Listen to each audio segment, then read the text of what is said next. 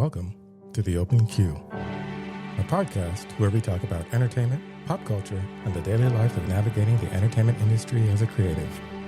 I'm your host, Shaka Omari, and I'm joined by my business partner, Charles Malone. We'll sometimes have other creative guests on to tell us about their journey in the industry, dealing with their ups and downs, struggles, and successes. We'll also touch on current changes to the business of television and film, as well as cue up what we're watching, listening to, or a piece of art we've been inspired by. The music you're listening to is called One Battle After Another, from the movie One Battle After Another, composed by John Greenwood. And now, let's get queued up. And once again, the queue is open. All right. So for this episode, this one I think is something we both watched that inspired us. So I'll get to the question about what inspired you this week. But it's One Battle After Another and the PTA universe. Yeah, man. Paul Thomas Anderson is this his best movie? Like right now is ranked, and we'll talk about this later, at 95 on Rotten Tomatoes. It's his highest rated film. Before we say, is this better than Phantom Thread or Will There Be Blood? Let's get into this because it's been kind of a controversial movie a bit. Before we do, the question of what inspired us this week was easy for me because I saw this in theater, and this is the type of film, because I won't say movie on this one, this is the type of film that reminded me why I wanted to make films. It really, I left the theater with my mind buzzing and shots and scenes, and there's Oscar nominations coming out of this film for sure. Yeah. I agree with you. This I remember texting you immediately after seeing this and being like, this is art. This is filmmaking. This is the craft. This isn't just hey, this is a business and we need to make a movie and this is a fun idea. This is this is, to me, is that line I think we talked about before, of art and commerce. I think it kind of technically is a flop at the box office considering the budget and what it made back, but I think it's gonna make it. I think it's gonna do fine once the award seasons and downloads, because it's a movie that I plan on owning. I think it's one that can stand the test of time. So I'm glad you said that, because we're gonna just jump right into talking about this before we give the summary of the movie. Time period wise, it was really interesting because I couldn't tell the time it took place. I knew it could be 2010s to now, but when they do their mini time jump in the film, where they flash forward 16 years, you can't really tell, which kind of will make it timeless, hopefully, in the long run. But do you want to give us a synopsis about this movie? Sure. I do want to say there's something else besides this that did inspire me. I ended up going to the Academy Museum to see the Jaws exhibit. And, I just went there to see the Jaws exhibit, and I ended up walking around and taking a look at the story of cinema. They have that exhibit up. They have, oh my gosh, Boone, Korean director that did Parasite. I can't. Bong Joon-ho. Thank you. Yes. I knew you would know because I know you love Korean cinema. They have an exhibit up about his stuff. And I just found it really inspiring to just be in that environment and just look at the techniques of filmmaking. They had the notes that Steven Spielberg had on the Jaws script for filming. They had some of the cameras that they use, like the Panasonic underwater one for the Parasite. They had storyboards and what the director was thinking about. What's the scary movie he did with that weird amphibious thing? The Host? Yes, The Host. And what his thought process was for that, and the deeper meaning. So all of that, just being in that environment. If you're out in LA and you haven't been to the Academy Museum, I think it's a really nice museum to go to not just see the history of filmmaking. They had this other exhibit that showed Hollywood from the 1900s and would go through the timeline of when every studio was brought up and how it was built out and how the city changed. I think it's really inspiring just to read and see what the directors were thinking and the movie making process and the props and all of that stuff.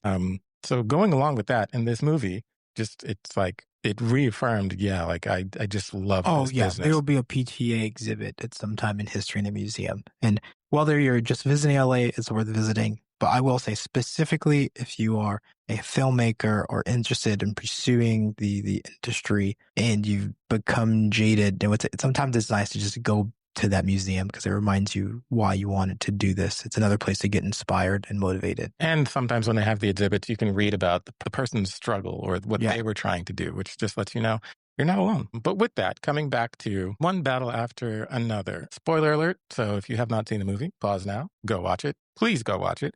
If it's still in theaters by you, please go watch it in the movie theaters. Yeah, it's definitely worth seeing in the movie theater. It is something that, yes, you should see out there. It's basically a radical former activist is forced back into fighting mode in a world of upheaval. So he has done some things in the past. He disappears for a while. He has a young daughter, and his past comes back to haunt him, basically. Yeah.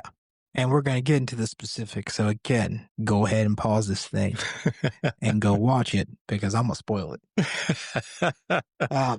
Man, right? Okay. So just what a way to start the film. Like I was sucked in with the opening sequence. Like the music is a huge part of this film. And I think when we did highest to lowest, the music there had really similar thing. It was across the whole film. It was very loud. It was distracting. But I think a lot of that was because the music they chose didn't really match the scene or tone of what was going on. This film, it really drives the film. But man, when they first go into that encampment, and y'all, this movie, people are trying to say like, well, it's not really a political, this is absolutely a political film. Yes. It is slapsticky and it's like a screwball, silly film while simultaneously having a lot to say. So it opens on, I think they're on like a detainment camp that they approach and they're going to like free people. Yes, they want to liberate people who have been crossing the border and have been put into internment camps, I guess is the best way to put it. But it's a rebel group called, I think, the French 75. Yep.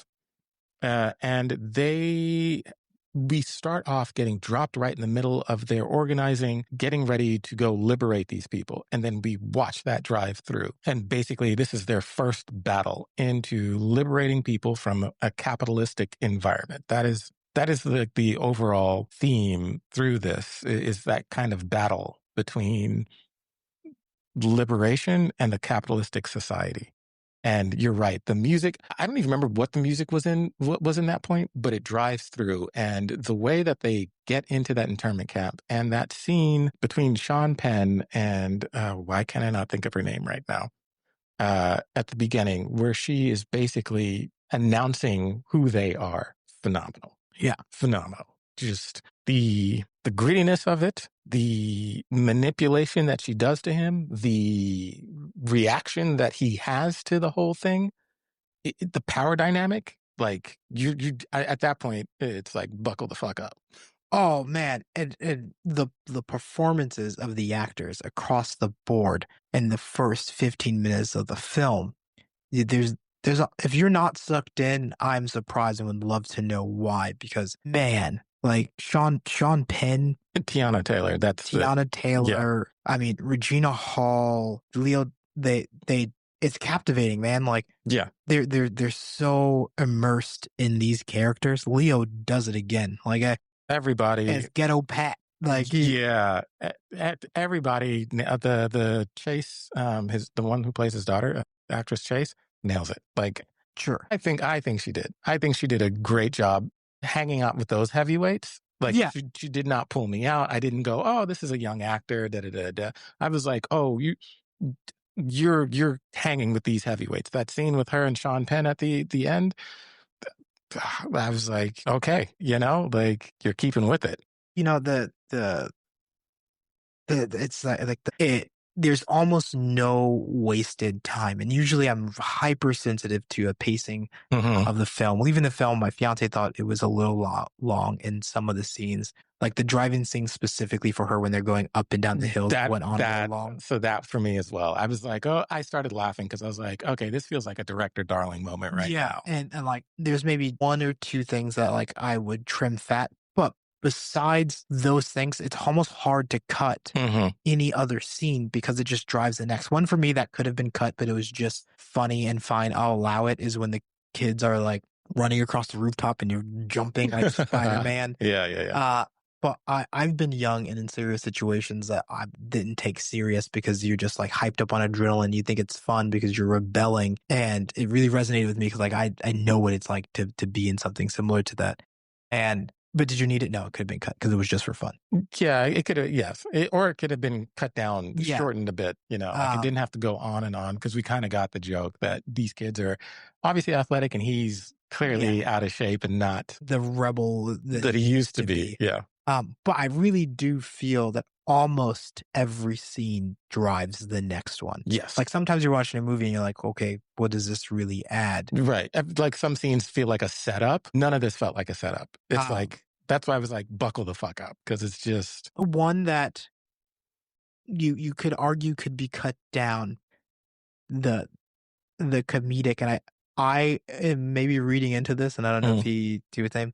It totally was like resetting your password at Apple when you forget the passphrase or the question. And Yeah. you can't reset your password because you made this security password up forever ago, and you don't Uh-huh. remember what your mascot of the thing was or your Hmm. grandma's favorite song. Like, I made this when I was 16. No, I don't remember that. Like, Yeah. come on, like, Yeah. help me out. It's like, I'm gonna speak to your manager. And then the manager puts you back on the phone and makes you apologize to the customer. Yeah. And the customer's like, you're not sorry. Yep, yep. For anyone that's worked in the service industry, I'm sure you all have a story like that. Oh, it was so Apple. I was dying the whole time. You didn't need it. It was totally there to be funny. Yeah, That one yeah. I will say, but the rest of the film. Which I think like that's what's really great about this movie. The style and tone of it deals with very. I think it's gritty, like Yeah. to the sense you're talking about. It deals with really human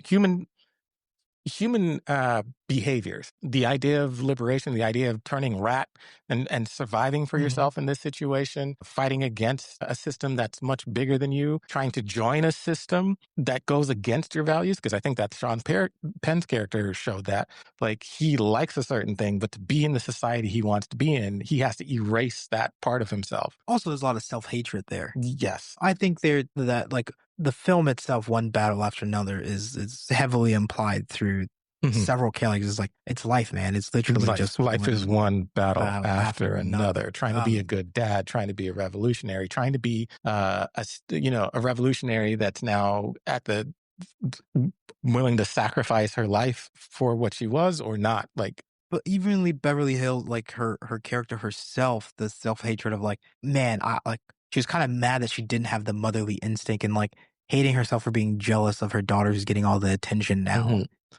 So I have a question on that. I wonder, did she know that she was pregnant with Sean Penn's character, and that's why she was like that? Because remember, there's that line where Leo says, "Yeah, the way that she's drinking, you would think like she wasn't pregnant," and I'm wondering if she felt guilty about that particular situation, and so there was some, to your point, self-loathing and hatred because she loved her daughter, but at the same time, her daughter reminded her that she was not as hardcore about. Maybe I will say I, as an audience viewer, knew immediately as soon as they showed her belly and she's shooting the gun. I was like, "Oh, Mhm. that's his kid." Yeah, same. So when the twist of like running the DNA, there wasn't really A shock for you. suspense. Or yeah, I was like, "That's his kid." Like, Yeah, if this line is gonna be straight, I'm like, "It's gonna be straight." yeah. Um, but yeah, I didn't think about that part of like, was she angry because she knew? You didn't necessarily know the timeline between when she was hooking up with Leo and when she went to hook up with. Mhm. That was definitive. I just knew that's where it was going. But that is interesting. Yeah, Maybe like that's why she was mad. because she's sleeping with the enemy, and now she had a kid with the enemy. Like, what does that do to you mentally? No, yeah, You're not true, especially when her parents and grandparents say that she's a true revolutionary. It's like, would a true revolutionary have an affair with the enemy and have a kid? yeah, that's human. I agree it's human, but I'm wondering to your point, like the self-loathing and self-hatred, how does that affect? Because it's almost like you're not being real to the people in your group. My thing is like, would a real revolutionary be selfish, not in their like personal relationships, Mhm. but for the revolution itself? Because like she just sells everybody else out and goes and lives her life like that. Right, which is why they call her, the Yeah. rat. Yeah. Um, Again, that's a battle she had to fight. It's so. Yeah, I mean, the movie itself, because of Lockjaw, Sean Penn's character's name, who's, this military vet who impregnates this resistant person, then Mhm, uses his power mhm. to get her out of trouble just for her to leave him. And, flash forward, he gets the chance to join this very elite secret racist white organization Mhm. called the Christmas Adventurers. Yeah. And they were like, "Do you have anything that would make you unworthy?" Which Mhm. he lies about and sets him off on trying to go and bury his past because he knows he might have a biracial daughter. Right. Um, I watched this movie in a very packed majority white and Asian Mhm. theater where I was probably one of the few speckles of pepper in a sea of salt. Okay. Um, and I'll tell you, one of the scenes where the Christmas adventurers are discussing the fact that Lockjaw might have like a biracial daughter, and they're using a lot of derogatory terms Mhm. that are supposed to be funny. And like, I laughed out loud. Like, Mhm. it's meant to be funny, and it was, but the uncomfortability of the theater was so palpable. The black or racial comments from the Christmas adventurers, Mhm. you could tell made the theater so uncomfortable that I found that funny Yeah. because I knew what other people around me were feeling. When the lights came on and I had to walk through the front of the theater, like I looked up at the theater and I could just tell people were like, "Oh fuck, don't look at me!" Like, and it's so funny. So this movie has actually been really controversial. Mhm. MAGA has Yes. said it's inspiring like leftist violence. The Christmas tree people is like, well, there's this conspiracy that there's a large like racist white or it's like, yeah, but like the self-hatred from Lockjaw's character, he wants to join this elite group of white individuals who get, the best of everything. And I love the fun satire that Paul Thomas Anderson's poking at it because I think one of the things that they say to Lockjaw when they first like approach him is like, no, you're not the smartest, you're not the best soldier, you're Mhm. not the most qualified, Yep. but you are superior. Yes, yes. Again, the way that he like slides things in there is so interesting because Lockjaw specifically says at one point, I think to Leo's character, he loves black women. Yeah. Like he actually gets upset when he realizes Beverly Hills is dating Leo. Like he gets annoyed by that because he wants to be the one. And he does all that stuff just to buy her a house, and he comes to show up with roses. So it's so very funny that the society he wants to join in doesn't actually accept him fully. So he can't even accept himself fully, which is where a lot of his angst and anger comes from. He has to now erase a part of himself to join this quote unquote superior society. It's like, really? Like, it's again, that is brilliant in it. Benicio del Toro, sensei, I absolutely loved in this thing how calm and collected he is that you think he's not doing anything until you realize he has a whole underground operation dealing with immigrants. And he's so cool and collected about the whole thing. He's just a shout out to that part of the movie. Just showing that there are people out there who are trying to help these immigrants start a new life while living their life. And they think nothing of it. Like just like, this is what we need to do. He has that going for him. The scene in which they, again, talking about the style and tone, when they have the protest because they go to a sanctuary city, is what they call it. Lockjaw makes up a reason to go into the sanctuary city, which I thought, again, is probably why MAGA was upset because they have no reason to go in there, but they construct an idea because Lockjaw wants to find his daughter, basically, and erase Give me a her. reason to go there. So they make a reason to go there, and it's on immigration, and they just start harassing people. So it's a sanctuary city. So obviously, people are going to stand up for the immigrants. So they have this protest going. And again, they do the thing which is like, let's fight fire with fire. And they have masked individuals come in and start throwing bottles at the military. To be specific, the side that's sanctioned, let's go, not the sanctioned side, the side that's military military side. who decided to make a reason to go into the city has agents infiltrate the protest side just to incite violence, which we saw like documented proof during 2020, the Black Lives Riot matters. It's known that like people got caught from the other side coming to incite violence to stir things up. So it's like, it's not very far-fetched. It's not that much satire as much as it is like, again, art pulling from reality. You're like going into Portland for what reason? Or let's send the military to San Francisco for what? We'll find a reason. Yeah, is it a very anti-fascist film? Yeah, I hope it is. And I hope he absolutely intended it to be because like, this is the type of like art we need now. Yes. Because entertaining with something to say, because the movie, take out all the political stuff, is highly fucking entertaining, y'all. It's super entertaining. Even in that protest thing, that's the part you're talking about with the kids jumping over the roof. Leo's character has become such an out of shape, I think that's a beautiful thing about the thing is like as a youth, he's all, yeah, until he has the baby. And then he's like, we're a family now. Well, we have something else that we have to think about. It does change you. Speaking from my own personal experience, that like you have a kid and it reshapes your priorities or how you think and how you approach things. And again, I use this word before on the podcast, but the duality of like, man, I still want to fight these like fights, but now I have a kid to think about. Like, So it's a different fight.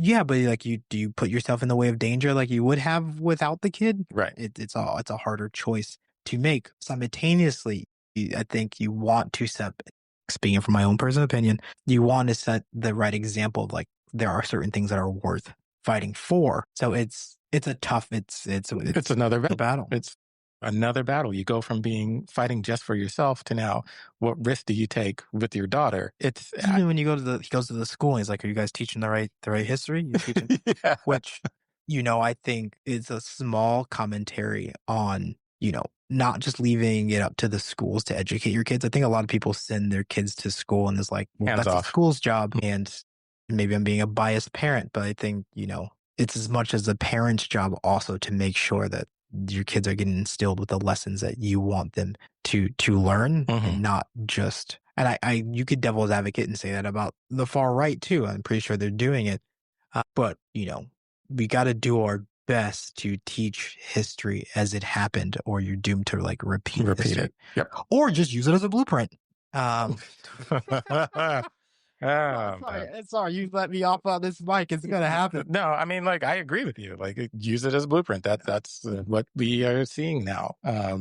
It's insane, which is why they're having the reactions that they're having to this, because I don't think anything in that movie you can't point to and say, oh, but that's reality. And that, I think, is what the discussion is on this. The sanctuary city thing, that's currently happening. The idea that people are getting squeezed out and are upset, that is currently happening financially. People having self-loathing and hatred about themselves, that is currently happening. And since we're on the mic, the idea that there is a super cabal of people at the top who only think a certain way, well, there's some people there was a swastika behind a congressman person's, the young Republicans, I'm just going to say it, they had a bunch of Nazi and derogatory and racial comments in their chat. I mean, it's not that far-fetched. No. And I'm going to say this, and I'm going to say it again. I'll say it till it's blue in the face. We need to start examining, as humans, as people, things that make us feel bad or uncomfortable about ourselves, because you're feeling that for a reason. Yes. And it's your job to unpack it and figure out what you want to do with it. So if you watch a movie like this and you're feeling uncomfortable, think about why. I think that's the whole point of art. Art is expressing the human condition. So if you're uncomfortable about something, this is your way, your catharsis to say, hey, let me review. If I'm uncomfortable, let me change. And I think that's the hardest, as Michael Jackson would say, man in the mirror. I think that's the hardest thing for people. I think he says it in Catcher in the Rye as well. It is difficult for people to think they could be, as in like Lockjaw's character, they could be the thing it is they don't like. Instead of just saying, but I like those things. So let me see how I can either make it work, or if I need to change. And I don't understand why a lot of people don't like living in uncomfortability, because it's literally life. It's one battle after the other. Yeah, I agree. And I do want to like talk about the other side of things. I have heard of a couple of controversies from the Black perspective on the film. Some people had uncomfortabilities on how like Black women were portrayed in the film. My fiance is not Black, felt, she was like, is this stuff too on the nose? Like when they rob the bank and like, this is, so it left her feeling like she admitted that she doesn't know, but it's like, it feels like too on the nose, especially as a white guy writing it. I didn't feel the way, and I maybe I'm assuming because I admittedly don't know. So all I will say is I hoped that when casting this to a degree and writing it, he got input from Tiana Taylor or Regina Hall or someone that helped him shape how these characters spoke. So I guess I missed the controversy on that side. What was the issue? It was like the way that they talked? Yes, like no black woman talks like this, and putting them always in an aggressive standpoint. There has been some comparisons to um Ashanti Shakur, like Mhm. Tupac's, especially since she just passed RIP recently. I don't know. I've heard like mixed things. My personal like dive, I've seen nothing but people like accepting the film. Mhm. My also own personal opinion, I didn't have a problem with it. I thought it was the Tiana Taylor's character and the Regina Hall character showed in one scene that we're not a monolith. Yeah. When like Ghetto Pat, Leo's character, does his big display of fireworks and it's all blowing up and he's like shouting all this ghetto stuff, Yeah. which is hilarious. But Leo did Yeah. this, by the way. Yeah. And Tiana Taylor's character is hypercharged. Like they get in Yeah. a car and she's like all over Leo and Yeah. yelling. Yeah. And like Regina Hall character kind of just looks back like you need to chill. Yeah. They exchange this look of like she's wild. But that's the impression that I got because she got turned. I mean, like the scene in the beginning with Lockjaw making him get it up. She gets hypercharged sexually by these moments of power. Like that's her thing. I mean, like the way that she has a power dynamic like thing But I specifically like that Regina's Hall character, is the opposite. the polar opposite of her Yeah. character. They're both here to fight for the resistance. They're Yeah. both here doing the right thing for the cause in two very different approaches to show that like That we're human and not a monolith yeah. because the black dude's in there. Did anyone have a problem with the black dude? No, or the other black woman who does like walk across the bank thing and like says the thing. Yeah. She looks completely in shock when Tiana Taylor kills the bodyguard. 100%. It's just like, oh, I didn't know we were here for that. So I personally didn't have. I'm just saying like some of the things I've heard to like talk about some of the. No. Yeah, I'm not coming at you. Yeah. I just find that very, again, monolithic. It's just like there's all of those women in there have a different dynamic. The one you're talking about walking on it, she has kind of like a hippie, Yeah. kind of view. Tiana Taylor clearly is the more aggressive of them. The Regina Hall character seems to be a little bit more of the logical thinker one. Yeah. Even when she shows up, she's more of like the planner. Hey, do you have this? You lied to me. Being very calm and practical. Like, I even like the part with her and the nun who's like, yeah, I don't know how you still fight for this. Like, yeah, I'm tired. yeah. The nun's like, yeah, no, I'm done with it. It just showed a different dynamic of all these different characters and what this battle has taken their toll on them, like life. Yeah, I don't know. There's different types of revolutionaries. Yeah. Like that's just what it is. You have your Malcolm X, and you also have your Martin Luther King. There's different ideologies when it comes to revolutionary. I don't know if one is better than the other. I think it just depends on the context of the situation. The Charles Xavier's Magnetos. You know, Not the same thing to a degree. We just go about it very differently. Mm-hmm. Yeah. So I don't know. The fact that I still feel so emotional talking about this film and like it's a mark to me of a great film. Yeah. And I think Paul Thomas Anderson is one of those filmmakers whose movies usually tend to leave a lasting impression of some kind. And just going off one bit, unless you have some more to say on one battle after another. I'm now like so dropped into remembering and reminiscing that movie that I'm just I'm trying to think if there's anything other than we talked about, but the whole thing is a complete package. I want to talk about some of his other films because like one of the immediate like conversations I had with my neighbor right away before they saw the film, they started looking stuff up and like talking to other people, which I feel like I was like, dang, why are you doing that, man? Just go watch the film. Because like he heard that someone said it's better than There Will Be Blood. And I was like, man, you're kind of tainting the film because you're going in already stacking it up against something else. Like let it be what it is and then decide. Going in expecting one film and then it might not hit that is going to leave you disappointed. But I also love There Will Be Blood. Same. I personally like this one than There Will Be Blood because of the more like comedic, intentional comedic elements. Like I don't know if he 100% meant the slap to be as comedic as it was in There Will Be Blood. It's one of my favorite scenes when Paul Dano was just slapping the shit out of him. It's like so funny. Or I drank your milkshake. It's just so funny. That seems so weird to me, like kind of out of place. Where I feel like the comedy in one battle after the other was really well placed and well timed and well delivered. Also, shout out to Leo in that movie, real quick.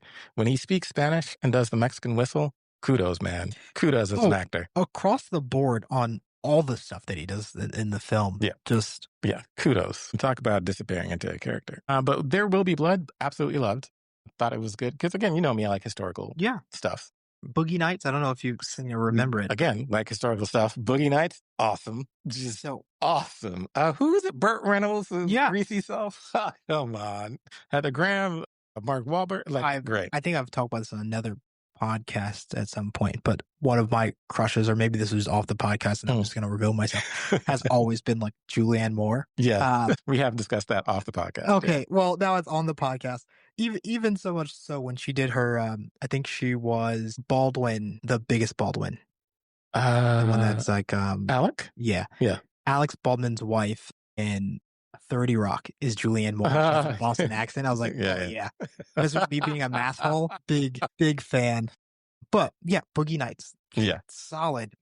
For fashion reasons, like my mom did interior design. I grew up with sewing machines and fabrics and like Phantom Thread and some of the dresses in Phantom Thread. So I haven't seen that one. Haven't seen Phantom Thread yet, but I know of it. I just Daniel Day-Lewis, one of the best method actors, if not the best the Tom Brady of method acting. Yeah.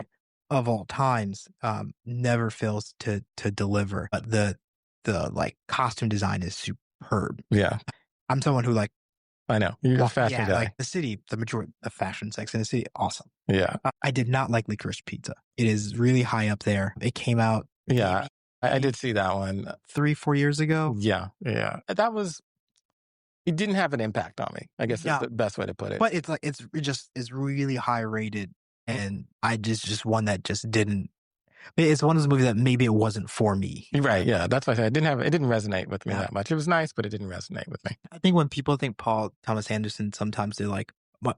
One of my ones that I really did enjoy was Punch Drunk Love. But what I love about Punch Drunk Love is some people either love it or hate it. I think people that hated it saw Adam Sandler and was like, oh, this is going to be like, haha, funny. Yeah. Yeah. And it was not. Yeah. That's a good one too. I like that. Yeah. I mean, Magnolia. I never liked. So Magnolia, if I turn on my TV now, you would see it's on my watch list. I have known about that movie since, when did it come out? 1999? I have known about that movie. I've seen clips from that movie.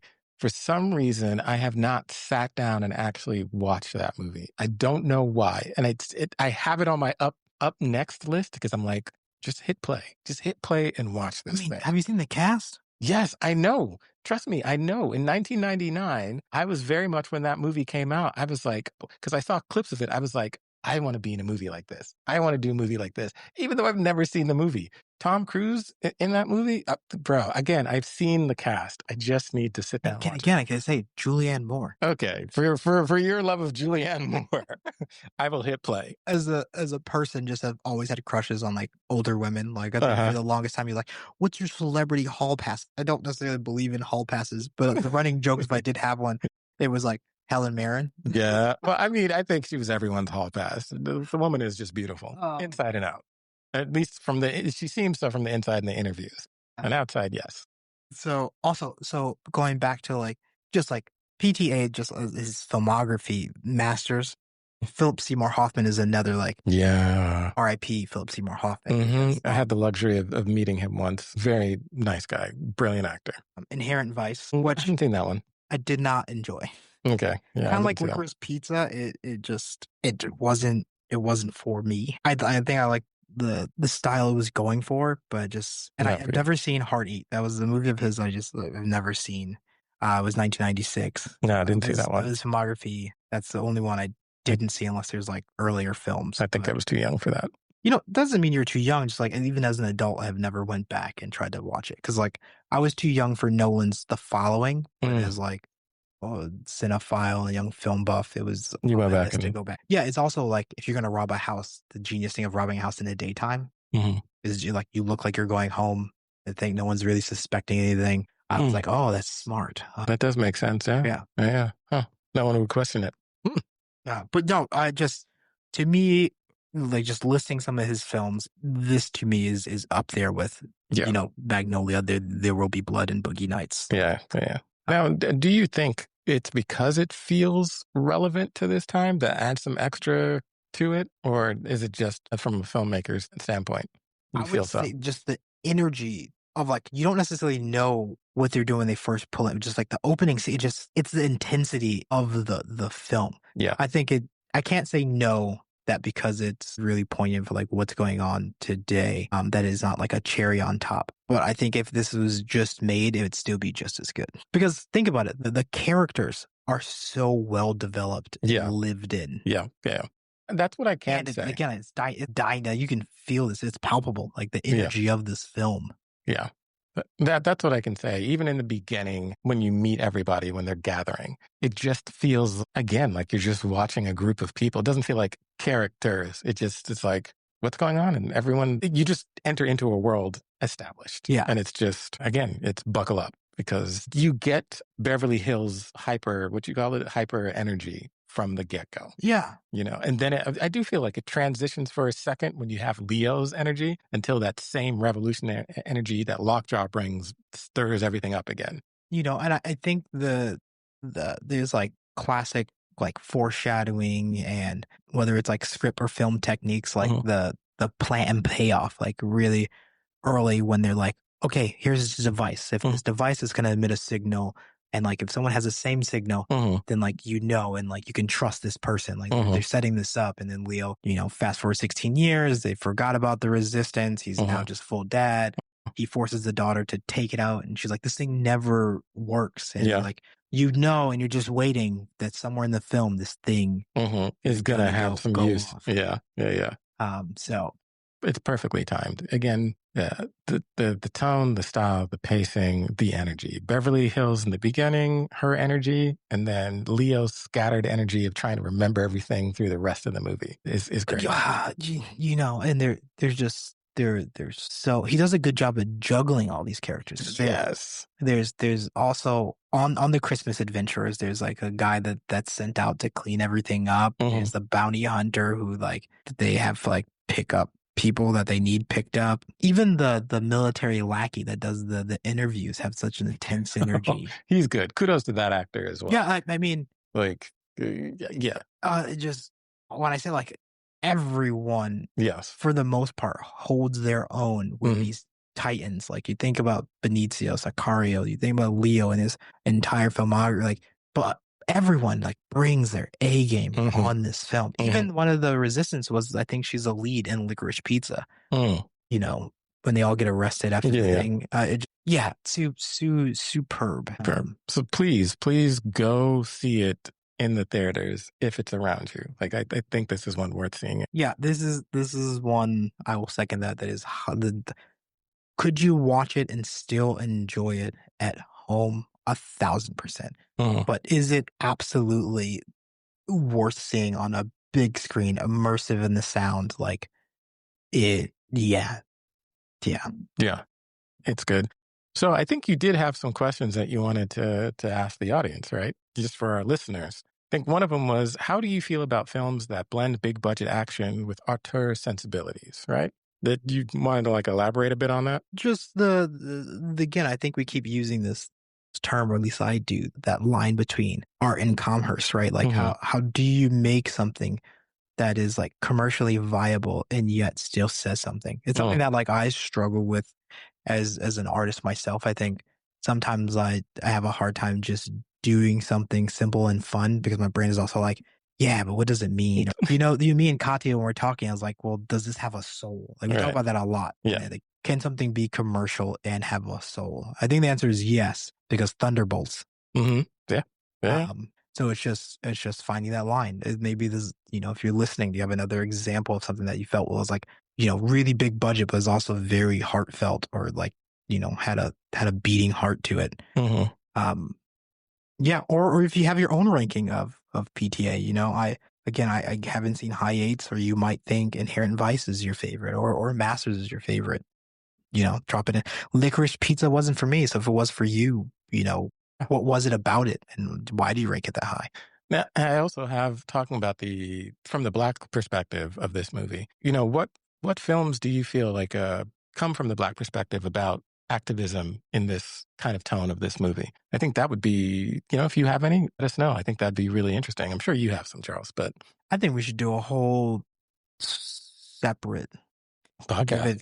Give it its full due. Okay, great. So then, yes, please send us your ideas so we can talk about them or what you think. All right, hit them with the where to catch us. Yes. So you can follow us on Instagram at the Open Queue, TikTok, because we created a TikTok. I have no idea what I'm doing on TikTok. So if you know anything about TikTok, hit me up about that. But we also have an Open Queue TikTok, Open Queue Productions. You can also follow me specifically, Shaka Omari, SHAKAOMARI on Instagram. That's where you can find me. And then for Charles, he's gonna make me do this Good Belly thing on the Belly app. Hey, it's not just me. My sister also. My sister said she's actually going to follow you. But the best pizza in LA and America right now, one of the top ones that they're saying is supposed to be this place, Pizza Sia. I don't know, SEI. SEI, I guess, yeah. But it's like literally rated like the best pizza in America. Wait, is it out here in LA? Yeah, it's out here in LA. Interesting. But to us East Coasters and things, it's not like a slice of pizza. It's more like the Italian style, like pie. Not the best pizza in America. Just gonna say that. It is good though. So if you're here, check it out. It is really high rated. Yeah. Everyone else loves it.